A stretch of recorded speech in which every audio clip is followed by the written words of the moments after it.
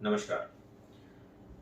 जब भी हड्डियों में, मांसपेशियों में या जोड़ों के आसपास दर्द होता है, तो सामान्यतः हम उसकी डायग्नोसिस के लिए एक्सरेज कराते हैं, सीटी स्कैन या एमआरआई कराते हैं और उसके बाद हमें पता चलता है। कई बार क्लिनिकल डायग्नोसिस में हमें बहुत सारी चीज़ें ऐसे सामने आती हैं, जिसमें या तो यह समस्या जोड़ों के अंदर होती है या जोड़ों के आसपास होती है या फिर मांसपेशियों या लिगामेंट की होती है। ऐसी कंडीशन में हमें कई बार एक लोकल इन्फिल्ट्रेशन कहते हैं, हम लोकल इंजेक्शन लगाना होता है।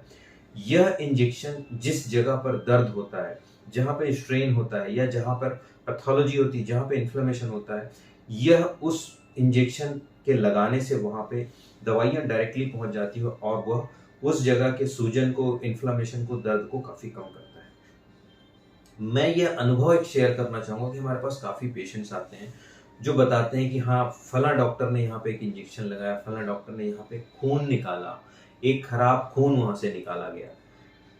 ये खराब खून जैसा शब्द जो है, मैं इसको रीडिफाइन करना चाहूँगा आप लोगों के साथ में। देखिए, जो क्वालिफाइड प्रॉपर मॉडर्न मेडिसिन के डॉक्टर हैं, वो बिल्कुल समझते हैं और इवन बेसिक मेडिकल साइंस जो समझते हैं, उनको पता है कि खराब खून और अच्छा खून कुछ नहीं होता, केवल ऑक्सीजनेटेड और डीऑक्सीजनेटेड ब्लड होता है।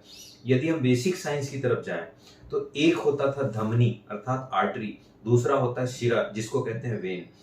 धमनी से फ्रेश ब्लड जो हार्ट से जाता है ऑक्सीजनेट होके, लंग से जाता है, हार्ट को जाने के बाद वो पूरी बॉडी में सर्कुलेट होता है और जब बॉडी में यूज हो जाता है तो बॉडी उसका ऑक्सीजन और न्यूट्रिशन ले लेती है और उसके पश्चात उसको वापस हार्ट में पहुंचाया जाता है ताकि वो वापस लंग्स में जाके ऑक्सीजनेट करे। तो ये जो पहली स्थिति में जाने वाला ब्लड है, ऑक्सीजनेटेड ब्लड, वह शुद्ध ब्लड होता है और दूसरा होता है अशुद्ध।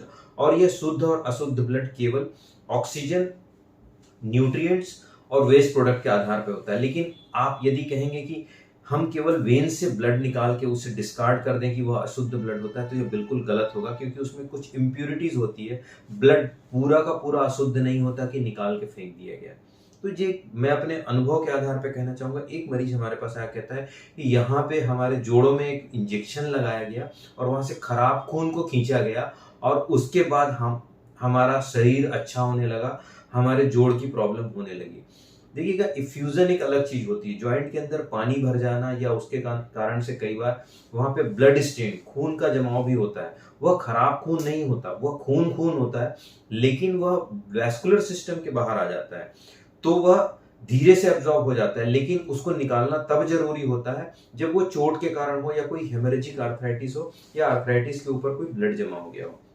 लेकिन खराब खून और अच्छे खून के कंसेप्ट को मैं फिर से कहना चाहूंगा कि केवल किसी जगह पे इंजेक्शन लगा के वहां से ब्लड निकालना, ये खराब खून नहीं है और ना ही किसी हिस्से का खराब खून किसी खास प्रकार से आर्थराइटिस कराता है। तो ये कंसेप्ट बिल्कुल गलत है, आपकी सोच गलत है और इस सोच को आप बिल्कुल करेक्ट करें। सबसे पहले कि बॉडी में सर्कुलेट होने वाला पूरा ब्लड ऑलमोस्ट एक जैसा होता है।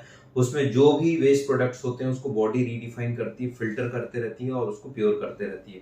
और प्योर का मतलब यही होता है कि उसमें प्रॉपर पौष्टिक भोजन ऐड होता है, ऑक्सीजन ऐड होता है और दूसरा जो भी हमारे पास एक्सक्रीटा मटेरियल्स जमा होते हैं लाइक यूरिया, क्रिएटिन, इसको किडनी फिल्टर करके यूरिन के रूप में या फिर लीवर फिल्टर करके बिलिरुबिन और इस सब रूपों में यह डिस्कार्ड करता रहता है। सो खराब खून और अच्छा खून, आई थिंक इस कंसेप्ट को हमें बदलना चाहिए। और जो जोड़ों में इंजेक्शन लगाया जाता है, वहां ये इंजेक्शन कुछ ऐसे होते हैं जो एंटी इंफ्लेमेटरी, जो पेन को कंट्रोल करने के लिए लगाए जाते हैं। और दूसरा, जो शरीर के अंदर एक्सेस फ्लूइड जमा हो जाता है या कहिए कि उसमें कुछ इंफ्लेमेटरी प्रोसेस होते हैं, उसको निकाला जाता है, ना कि वहां के खून को निकाला जाता है। तो जो भी फ्लूइड, जहां पे फ्लूइड की मात्रा हमें 0.1 ml ऐसी जरूरत पड़ती है, इससे ज्यादा यदि फ्लूइड होता है तो वह जॉइंट की मोबिलिटी को अफेक्ट करता है, वहां की पैथोलॉजी को अफेक्ट करता है, जॉइंट को डैमेज करता है।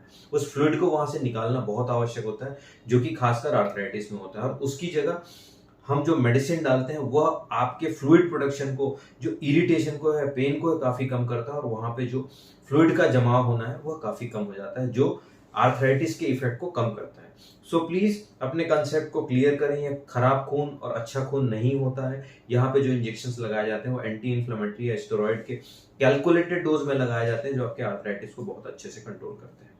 धन्यवाद, नमस्कार, जय हिंद।